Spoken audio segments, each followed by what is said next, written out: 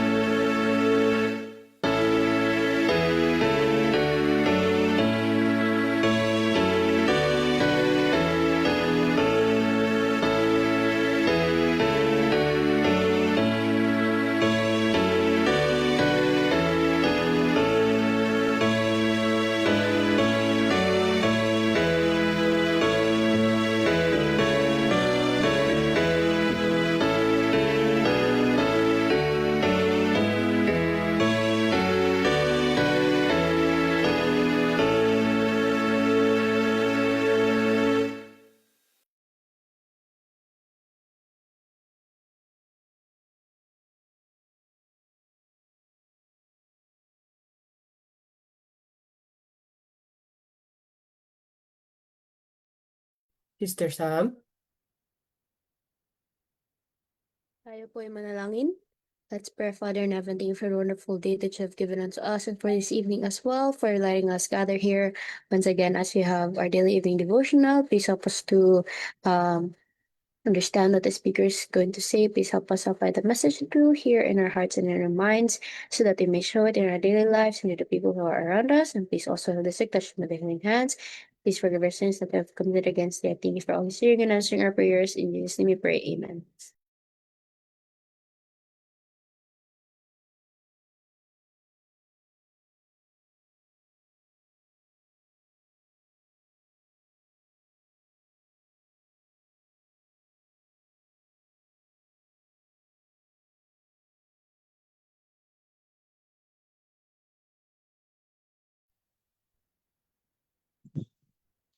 Okay po. Hello po, naririnig po ba ng lahat? Yes po.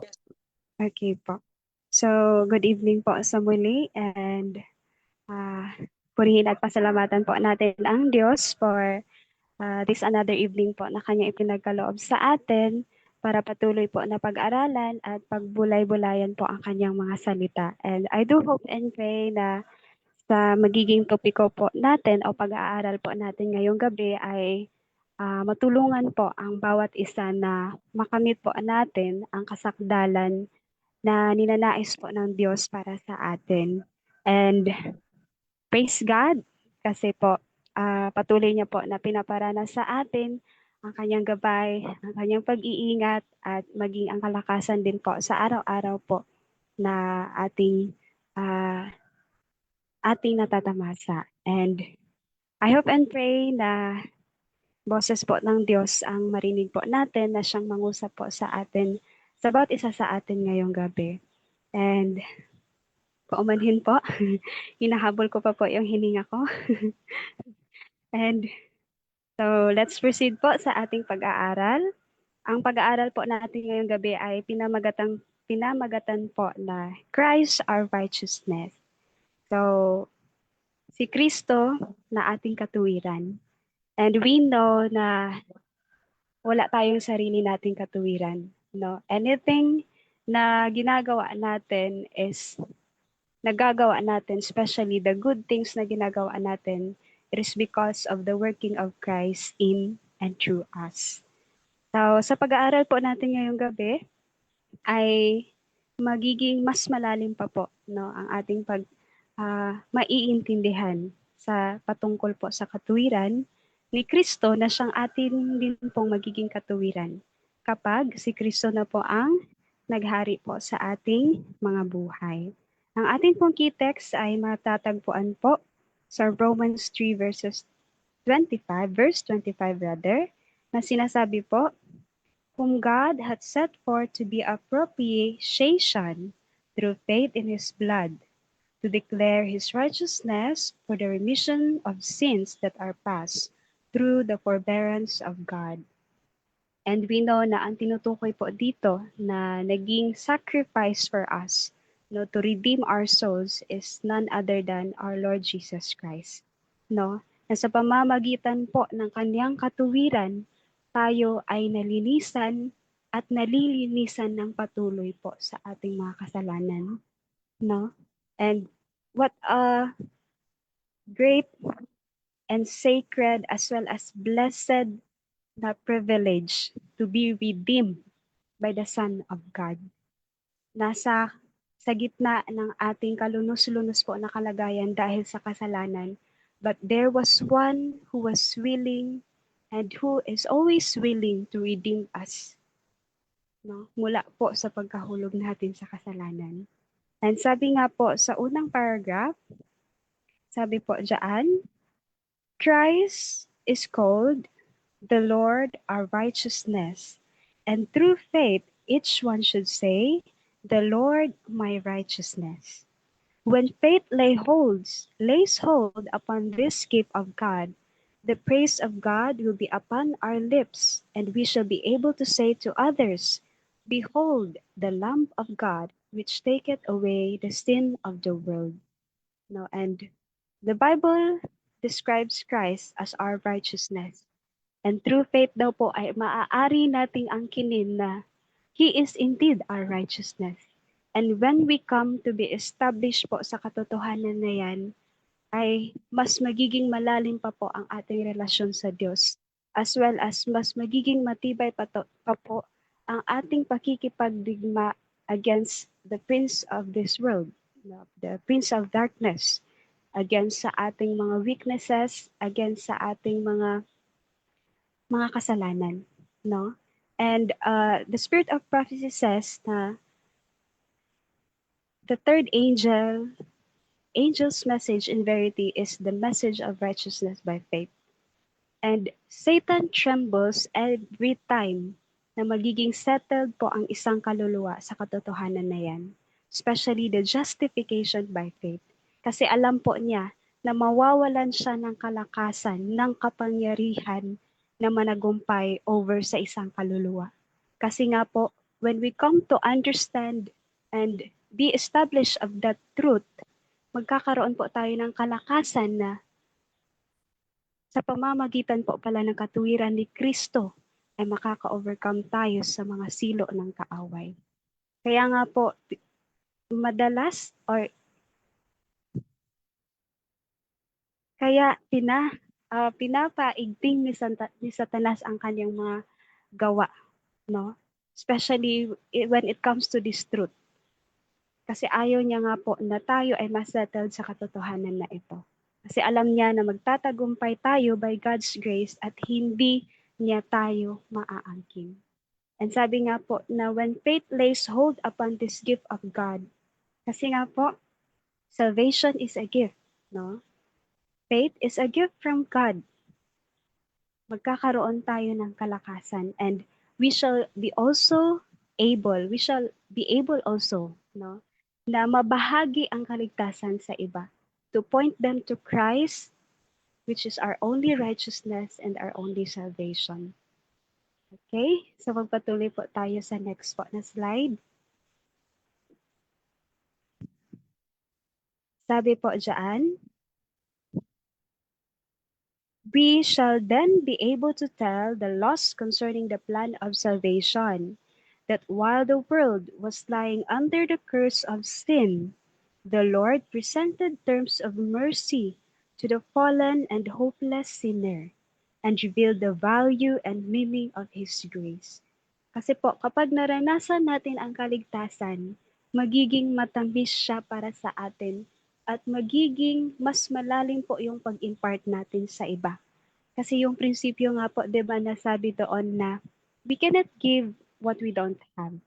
If we didn't experience or we haven't experienced salvation, how can we impart salvation to others? No? Na yung paano ko mapapatunayan na matamis ang isang mangga kapag hindi ko mismo natikman. Now, the same with that principle na hindi natin maibibigay sa iba ang bagay na hindi na nawala sa atin. Kung hindi natin naranasan na tayo ay iniligtas ng Diyos, tayo ay nilinis ng Diyos, hindi magiging epektibo yung ebanghelyo na binabahagi natin sa iba.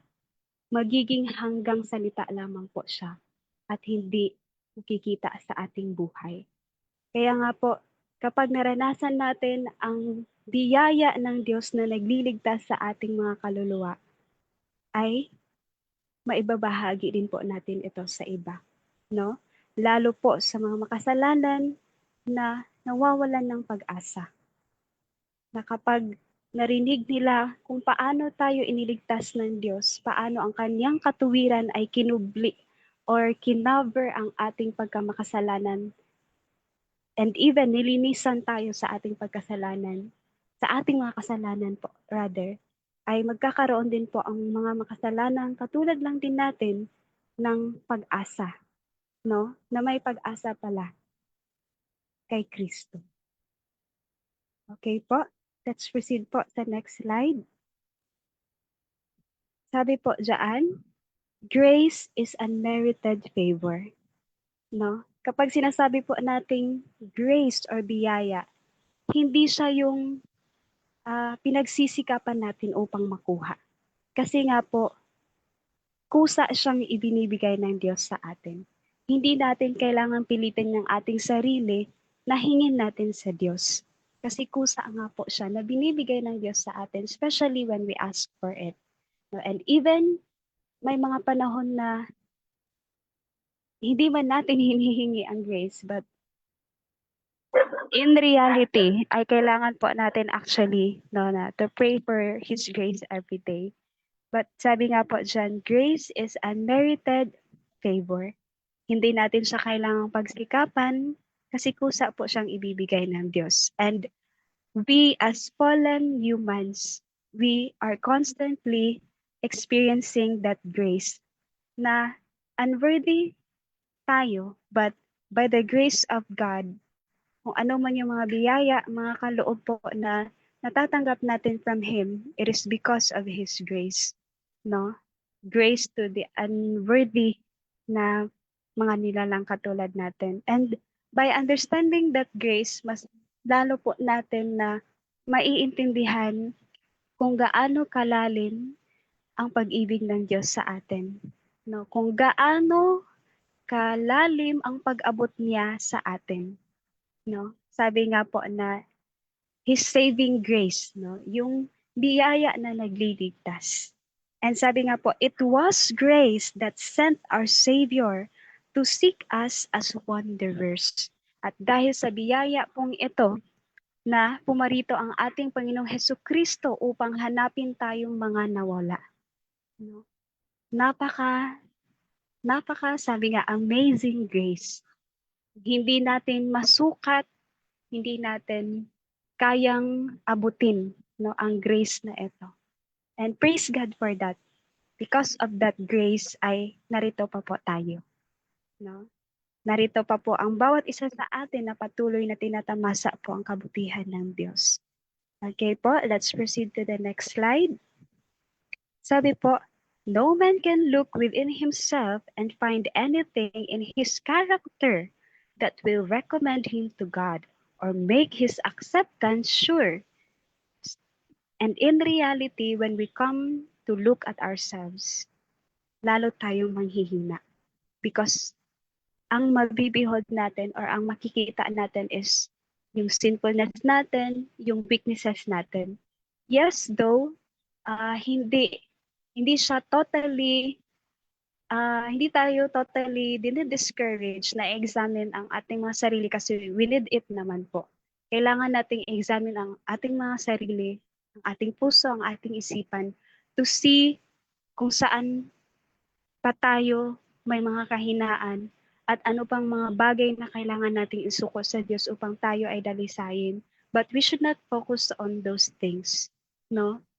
Kasi every time na titingin tayo sa ating mga kahinaan and we forgot that there is a Savior na kaya pala tayong linisan, nawawalan tayo ng pag-asa. Kasi nakatuon tayo doon sa ating mga kahinaan. But if we try to examine ourselves in the light of God's love trying to redeem us again and again, ay magkakaroon po tayo ng pag-asa na maari pala tayong magtagumpay. Maari pala po tayong maging matuwid at maging banal sa pamamagitan ng kabanalan at katuwiran po ng ating Panginoong Hesukristo. And sabi nga po dyan, it is only through Jesus whom the Father gave for the life of the world that the sinner may find access to God. And the Bible tells us na there's only one way. No? Sabi nga ni Jesus, I am the way, the truth, and the life. It is only through Him na magkakaroon po tayo ng access sa ating Heavenly Father because nahulog na po tayo sa kasalanan. And none other than the Son of God can make an intercession para po sa ating mga kaluluwa. And I can see, kikita natin na kung gaano po talaga napakalaki ang habag ng Diyos sa atin. No? Kasi hindi niya po tayo pwedeng ma-reach without Christ mediating for us. Kaya nga po, nandyan si Kristo na patuloy po tayo o patuloy na namamagitan para po sa ating kaligtasan. No? Okay, let's proceed po sa next slide. Sabi po dyan, Jesus alone is our Redeemer, our Advocate and Mediator. In Him is our only hope for pardon, peace, and righteousness. Diba po, napakagandang pagbulay-bulayan na at times sa ating buhay, kapag nadadala tayo, na-overpower tayo sa ating mga kahinaan, o sa mga bagay na atin pang ino-overcome, di ba po napakagandang bagay isipin na there is someone interceding for us, na amid sa ating mga sinfulness, His blood ay kaya tayong linisin. And that kahit nag-fail man tayo, patuloy niya pa rin tayong tinutulungan na manumbalik po sa Kanya. No? Manumbalik sa kabanalan na Kanya pong ninanais para sa bawat isa sa atin. Kaya sabi nga po, He alone is our Redeemer. No? And Jesus, ang Diyos po, ang Panginoong Hesukristo ay hindi niya lang tayo nire-redeem sa kasalanan. Ngunit, abagkos, binibigyan niya din tayo po ng kalakasan na patuloy na mapanagumpayan ang kasalanan. Siya ang ating manliligtas ang ating tagapagpamagitan, no? At sa Kanya lamang po tayo makakasumpong ng pag-asa. Pag-asa ng kapatawaran, sa kapayapaan, at sa kabanalan. Kasi nga po, the only thing na nagbibigay po ng burden sa ating mga kaluluwa, ng walang kapahingahan sa ating mga kaluluwa, and even ang humihila sa atin sa kasalanan is the sin itself, no? Maraming bagay na yun nga po, maraming bagay na humihila sa atin. And ang pinakaugat po ng lahat ng yan is sin. Kasi nga po, di ba yun yung nagsaseparate sa atin sa Diyos. And we can only find hope to be freed from sin in Christ. Sa kay Kristo lamang po talaga. Sabi po dyan, it is by the virtue of the blood of Christ that the sin-stricken soul can be restored to soundness. Sa pamamagitan lamang po ng dugo ni Kristo na tayo po ay maibalik sa Kanya.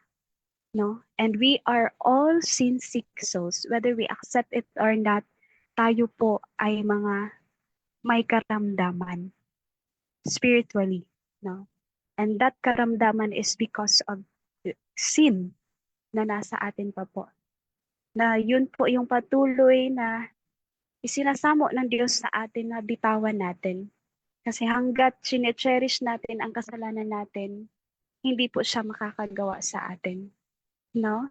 Kaya sabi nga po na to earth sin and misery, the gospel is the only antidote. No? And the sin and misery of this world is hindi lang yung physical na mga nakikita natin na mga sakit, emotional, mental, but most especially po ang spiritual natin na mga maladies. And that gospel, which is the only remedy po sa ating mga sakit, is Christ. No? The power of God, the one that can give us the strength to overcome sin. No? Okay po. Patuloy po tayo sa next slide. Sabi po dyan, apart from Christ, we have no merit, no righteousness. And this truth will be a rebuke to our boastfulness or even sa ating pride. Kasi madalas po, like, kapag nakakagawa tayo ng mabuti, or nakakagawa tayo ng mabuti sa ating kapwa, minsan, we think na mas higit tayo sa kanila. Kasi nga, nakagawa tayo ng mabuti. But apart from Christ, wala palang righteousness sa atin. No? Apart from Christ, wala po talagang kabanalan sa atin. Anything na nagawa natin na tila ba tama, ngunit kung wala si Kristo, hindi pa rin po acceptable sa harap ng Diyos. Because mababahiran po yan ng pagkamakasarili. May mga bagay po in reality na ginagawa natin just because we want ourselves to be acknowledged or we want ourselves to be lifted up. But in the presence of God and before God, ang mga bagay na ito ay hindi po katanggap-tanggap. No? Only lamang po talaga sa merit and righteousness ng ating Panginoon Hesukristo, magiging katanggap-tanggap po ang ating mga ginagawa. And sabi nga po, our sinfulness, ang ating pagkamakasalanan, our weakness, ang ating mga kahinaan, our human imperfection, make it impossible that we should appear before God unless we are clothed in Christ's spotless righteousness. And we know that the holiness of God, the very glory of God can consume us sinner kung hindi natin bibitawan ang kasalanan. And according to the book po, if I'm not mistaken, Christ and His righteousness, the only reason daw na makukonsume ang isang makasalanan is because he keeps on clinging sa kasalanan. No? God does not intend na ma-destroy ang isang makasalanan, but if ang makasalanan ay patuloy na nanghahawak o pinanghahawakan ang kanyang mga kasalanan, then the sin that God wanted to consume ay makukonsume din siya kasama sa sin niya. Kasi nga po, pinanghahawakan niya yung kasalanan, no? Kaya nga po, every now and then, we are to be clothed in the righteousness of Christ, no? And to continue on, sabi po dyan sa next po na slide, when you respond to the drawing of Christ and join yourself to Him, you manifest saving faith. No? The Lord is constantly drawing us to Him. Siya po yung patuloy na sumusuyo sa bawat isa sa atin. Especially the song, di ba po, na softly and tenderly, Jesus is calling us home. Kasi tayo pong lahat ay katulad ng prodigal son na every time we choose to sin, every time we choose ourselves, our own ways, we are separating ourselves to God. Kaya nga po, patuloy niya tayong tinatawag na, come home. Bumalik tayo po sa Kanya. Bumalik tayo sa Kanyang katuwiran, sa Kanyang kabanalan. No? And it is the thing na magbibigay po ng kapayapaan, especially ng kaligtasan po sa ating mga kaluluwa. Sabi nga po ng iba, He is just a one step na, kumbaga, isang hakbang lang. Kung pakiramdam natin malayo na tayo sa Diyos, isang hakbang lang pabalik will help us by God's grace. Kumbaga, yung will, yung decision natin to return to Him ay napakalaking bagay na yun. Kahit isang hakbang lang ang gagawin muna natin pabalik sa Kanya. And it says also po dyan, faith familiarize the soul with the existence and presence of God, and living with an eye single to the glory of God, more and more we discern the beauty of His character, the excellence of His grace. And this faith is a gift from God. No? Yun na nga po, inuulit ko po kanina na hindi siya, faith is something na hindi siya kusa sa atin. Because it is from God. It's a gift from God. It's a gift na kailangan din nating hingin sa Diyos. Di ba parang napaka-ironic po kasi supposed to be pag gift is free na binibigay. Yes, free po na binibigay ang gift, but we have also this, God wants us also, no? Gusto din po ng Diyos na hingin din natin yun sa Kanya. No? He would delight to give it to us kapag hiningi din po natin. No? Okay, to continue on po, sabi po dyan,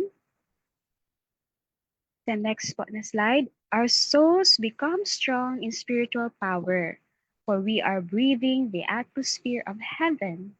We are rising above the world, beholding Him who is the chief among 10,000, the one altogether lovely, and by beholding, we are to become changed into His image. Sa pamamagitan po ng pananampalataya po na yan. Kaya nga po, the message of the third angel is righteousness by faith. Kasi without faith, wala din po. No? Sabi nga po na without faith, yung lahat na ginagawa natin will hindi siya makakagain ng favor ng Diyos sa atin. Kasi maari man tayong gumawa po ng righteous na mga gawa. No? But if it is not if it's not motivated, no, as well as kung hindi siya para sa Diyos, ay hindi talaga po siya katanggap-tanggap sa harap ng Diyos. No? And sabi nga po, by beholding, this is always a principle. When we come to behold Christ, when we come to behold His righteousness, His holiness, ay magiging katulad din po niya tayo. And beholding is something na hindi siya passive. No? Na kumbaga, hindi siya na titigan mo lang si Kristo tapos wala kang gagawin. No? beholding is an active work, no? Na when we behold Christ, may effort din po tayo, no? Yun yung gusto ng Diyos sa atin. Kasi magiging in vain po ang gawain ng Diyos ng kabanalan sa bawat isa sa atin if we ourselves do not cooperate with His working. No? Maaring pinapakita ng Diyos sa atin yung mga kasalanan natin, yung mga kahinaan natin, but sa ating mga sarili, kung wala tayong gagawin na pag, pag-forsake, pag-iwan, or pag-overcome sa mga kasalanang ito o sa mga kahinaang ito, hindi pa rin po natin maaabot ang kabanalan. Kaya nga po, kabanalan is a two-way na gawain.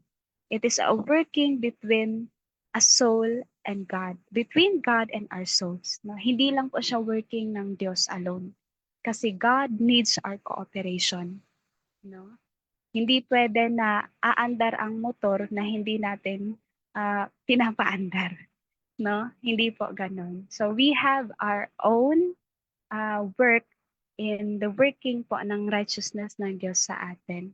And may i-add po ako in, I guess, 3 slides lang po.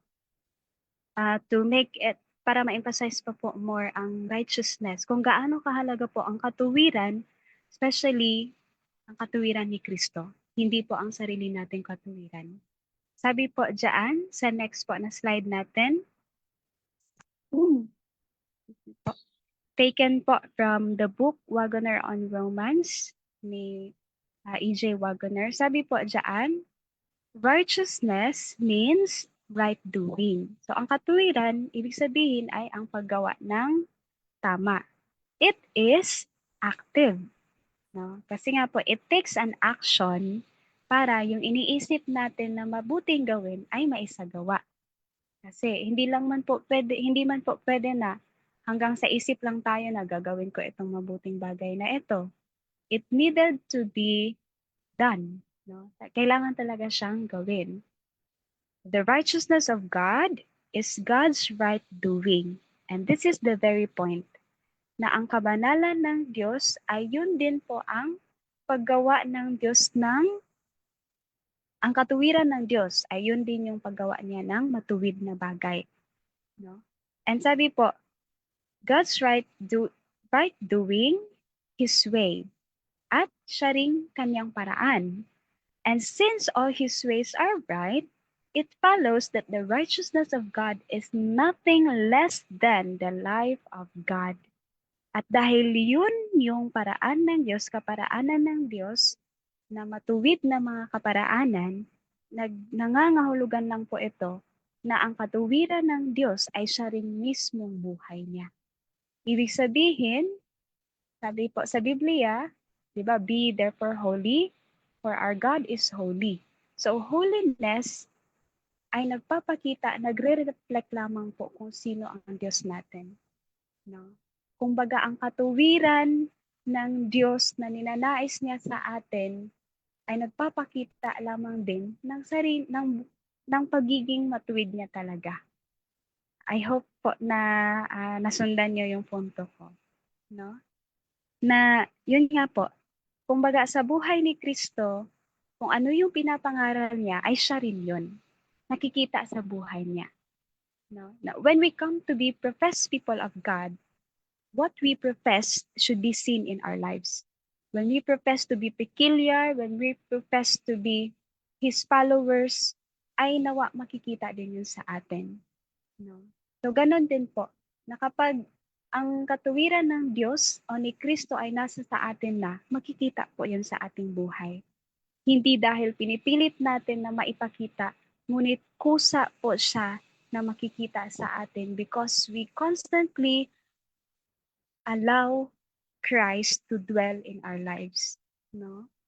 Okay, sabi nga po dyan, the written law is not action. Kasi nga po, hanggang sulat lang yung kautusan. Wala siyang, kumbaga, hindi siya active. Kasi nga, nakasulat lang siya. But the point here is, sabi po, but is only a description of the action. But is only a description of the action. Inulit po ni Wagoner. It is a picture of the character of God. The very life and character of God are seen in Jesus Christ, in whose heart was the law of God. So ang katuwiran na nakikita natin sa kautusan, it will not change us kung mananatili lang siyang ganun. No? Kumbaga, kung mananatili lang siya na sulat na binabasa natin, even sa ating mga sarili, kung hanggang doon lang tayo sa knowledge ng kautusan ng Diyos, sa knowledge ng mga katotohanan, but without effort on our part to na isa kabuhayan yung mga katotohanan na yon, hindi pa rin po tayo matatransform. No? Kaya nga po, it needs our cooperation, it needs our effort, no, to overcome or to accept that victory that Christ has already won for us. Okay? The next slide po. Sabi po dyan, proceed po sa next slide. Sabi po, there can be no righteousness without action. Kasi nga po, hindi magagawa ang isang bagay kung hanggang nasa isip lang natin. Kung ang isip natin ay gusto kong tulungan si ganito o si ganyan, pero hindi natin ginawa. No? So, magiging walang kabuluhan yung iniisip nating mabuting gawin. No? Kasi nga po, ang buhay Kristiyano is, sabi nga po, in the life of Enoch, may twofold yung buhay niya. No? It is a life of active din na gawa as well as a constant na pakikipag-commune sa Diyos. No? Kumbaga, hindi lang tayo dapat puro dasal, ngunit may gagawin din. No? May action, may pagsasakabuhayan, hindi lang puro aral sa mga katotohanan. Kasi we can be settled with the truth. We can be fully established with the truths na pinanghahawakan natin. But the question is, does those truths na pinanghahawakan natin transform our lives? No? Kasi maaring in vain po ang lahat ng ating natutunan, lahat ng ating nalalaman na katotohanan if hindi siya nakikita sa ating buhay. And God wrote or ibinigay niya ang mga liwanag na yon para matulungan tayo na ma-restore ang kanyang imahe sa atin. Because from the very beginning, it has always been the purpose of God na i-restore tayo po sa kanyang imahe, sa kanyang kabanalan, sa kanyang kaluwalhatian. Because from the very beginning, we were created in the image of God. Okay? Sabi nga po dyan, and as there is none good but God, it follows that there is no righteousness except in the life of God. Kaya hindi po talaga tayo makakapag-boast or makakapag-lift up sa ating mga sarili na, ay, nagawa ko itong mabuting bagay na ito. Because it is not us. Everything na nagawa po natin na goodness sa iba, it is because of the Christ that is working in us. Kaya nakakahiya po actually no na magmalaki tayo sa ating mga sarili. Na kung wala ang Diyos, hindi din naman po natin actually magagawa ang mga bagay na mabubuti. Sabi nga po, the natural heart ay continually evil ang nasa ating mga puso. No? And if it would not be of the transforming grace of God, hindi tayo makakagawa po ng mabuti. Kaya nga po, anything na nagagawa natin na mabuti, na matuwid, ay ibabalik po natin patuloy at paulit-ulit ang kaluwalhatian sa Diyos kasi siya lamang po ang nararapat na maluwalhati. Because it is His working in us. No? And sabi nga po dyan, righteousness and the life of God are one and the same thing.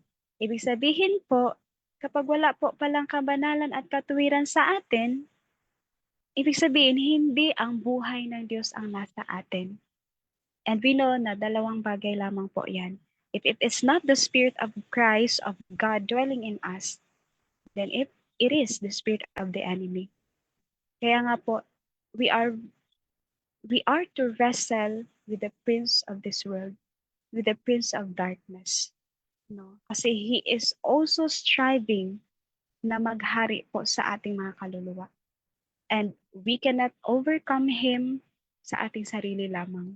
Kaya nga po patuloy at patuloy tayong pinapaalalahanan ng Diyos na ang katuwiran, ang tagumpay over sa ating mga kasalanan at mga kahinaan ay maaabot lamang po natin sa pamamagitan niya at ni Kristo na siyang ating tagapagligtas. And for the last quotation po na ibabahagi ko, this quotation is found po sa Christ and His Righteousness po, page 46, paragraph 2. Sabi po dyan, "The righteousness of God, says Jesus, is the one thing to be sought in this life." This is a commentary po doon sa Matthew 6:33 na tila ba common lang sa atin na verse, but when we come to understand it more deeply, makikita natin ang pinakapunto po ng Diyos sa atin and the very object of life na gusto niya na maabot natin. Sabi nga po dyan, ang katuwiran ng Diyos, sabi ni Jesus, ay siya lamang nag-iisang bagay na kailangang nahanapin natin sa buhay na ito. Food and clothing are minor matters in comparison with it. God will supply them as a matter of course, so that anxious care and worriment need not be expended on them, but to secure God's kingdom and His righteousness should be the only object of life. Na anything will be provided, but meron tayong pinaka-goal in this world. No? Sabi nga po, godlikeness, godliness is the goal to be reached. No? Na yun, kabanalan, maging katulad ng Diyos, yun pala po yung pinaka-object ng ating buhay. No? And we can only attain that. Maaabot lamang po natin yan na object or layunin ng ating mga buhay if we constantly make Christ as our righteousness. No? Kasi every time na iniisip natin na tayo ay tuwid, tayo ay matuwid, tayo ay banal, in the reality, malayo pa po tayo sa layunin natin na kabanalan. No? Kaya nga po, sabi nga po doon no, na patuloy nating i-behold si Kristo. No? And by beholding His righteousness, and beholding is an active na principle, magiging katulad po tayo sa Kanya. No? And Christ is the source of light. Christ is the source of holiness, of righteousness. And when we behold Christ, asahan po natin na dahil sa kanyang kabanalan, maraming marireveal sa atin ng mga hindi banal na mga aspeto. And God allowed them to be revealed na makita natin in order for us to overcome those things by His grace din lamang po. No? And to end this evening devotional po, I would like to share this last po na Bible verse that will be found po sa 1 Corinthians 1 verses 30 to 31 na nagsasabi, "But of Him are ye in Christ Jesus, who of God is made unto us wisdom and righteousness and sanctification and redemption, that according as it is written, He that glorieth, let him glory in the Lord." Si Kristo lamang po ang ating karunungan, ang ating katuwiran, ang ating kabanalan, at ang ating kaligtasan. So apart from Christ, there would be no righteousness in ourselves. Kaya nga po, the message constantly reminds us na we are to let Christ work in us. No, we are to let the Spirit of God work in us, that we may be transformed. No? Maibalik, ma-restore din po tayo sa kabanalan po ng ating Diyos at ng ating Panginoong Hesukristo. And when we constantly make Christ as our righteousness, mawawala po ang ating mga tingin sa ating mga sarili na tila ba tayo ay mga matutuwid. No? And the secret, one of the secret thing upang makagawa po ang Diyos sa atin is for us to have a humble heart. No? For us to have humble hearts. na handa tayong tanggapin whatever man ang pinapakita ng Diyos sa atin na need nating ma-overcome. Hindi yung i-justify natin yung mga errors natin, yung mga mistakes natin, as well as yung mga sin natin. Kasi it would not help us if we cover our sins. No? If we cherish our sins, it would destroy our soul. Kaya nawa tulungan po tayo ng Diyos na patuloy po na saliksikin ang ating mga sarili, not to degrade our souls, but to see kung saan ng aspeto ng ating spiritual na buhay na kailangan nating mapanagumpayan. And through the righteousness of Christ, nagkakaroon po tayo ng confidence before the presence of God na sa pamamagitan ng kanyang nag-iisang anak, tayo din po ay nagiging katanggap-tanggap sa harap ng Diyos. No? And may God continually help us po na maabot natin ang very aim ng buhay natin in this world. And that is His holiness, His righteousness, and to simply say, to be like Him. No? And I hope and pray na may natutunan po tayo sa aral po ngayong gabi. Paumanhin po sa mga bagay na hindi ko na-elaborate pa. But I do hope and pray na everyone was blessed po this evening. And that would be all for me po. Good evening po sa lahat.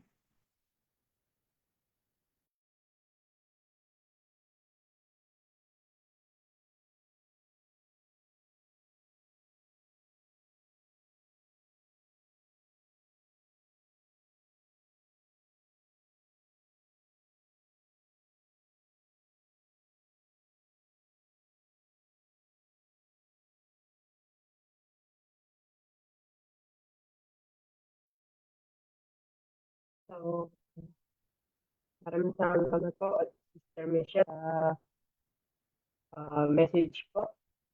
So, kung mag may karagdagan or mga gusto pong magdagdag, may insight po sa ating lesson ngayon, okay po ang floor para po sa insight.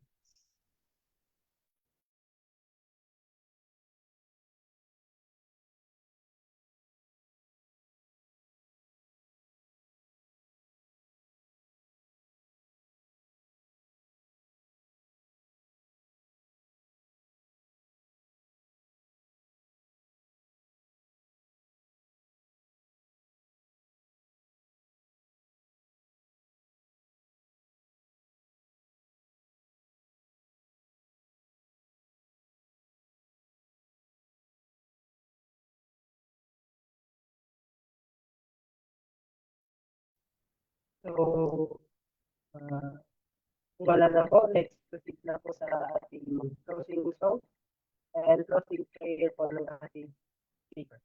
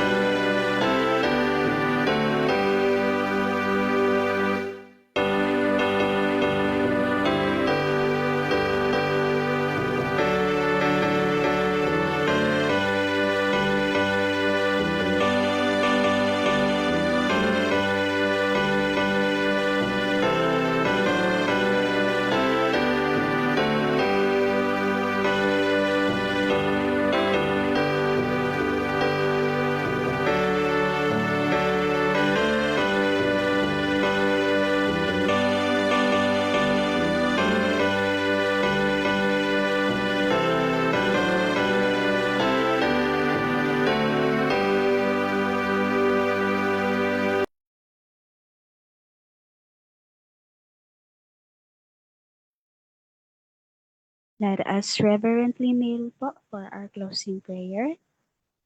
Let us pray. Our gracious and merciful Heavenly Father, kami po ay nagpapasalamat for the words that Thou hast revealed to us this evening. Maraming salamat po at patuloy niyo po kaming pinapaalalahanan na ang aming katuwiran ay hindi po katanggap-tanggap sa inyong banal na harapan without the merits of the blood of our Lord and Savior Jesus Christ. Nawa patuloy po namin na maging layunin at pagsikapan by your grace na maging katulad po ninyo Ama at maging katulad din po ng aming Panginoong Hesukristo. Tulad po ng diwa ng aming inawit, nawa po ay maging awit po ng aming mga kaluluwa ang mapuno po sa kapuspusan ng katuwiran po ng aming Panginoong Jesus. And help us to see less of ourselves, not to dwell so much on ourselves, but to dwell on the righteousness and the power of Christ na patuloy po na gumagawa sa amin that we may be transformed and restored po sa inyong imahe.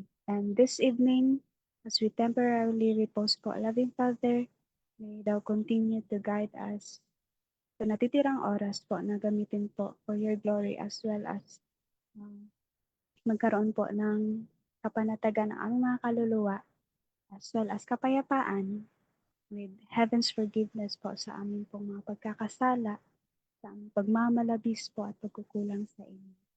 Continue to work in and through us, loving Father, that we may be patuloy din po na maging vessels niyo po of holiness and of your righteousness. Na ang ibang mga kaluluwa din po ay madala pa po namin sa inyong mga paanan. That all will be saved as you decide us na maging ligtas, na mailigtas po kami. Thank you, loving Father, for such blessed words na inyo pong inimpart sa amin. And we bring back all glory and honor to your holy name. This we pray through Christ's sweet name. Amen.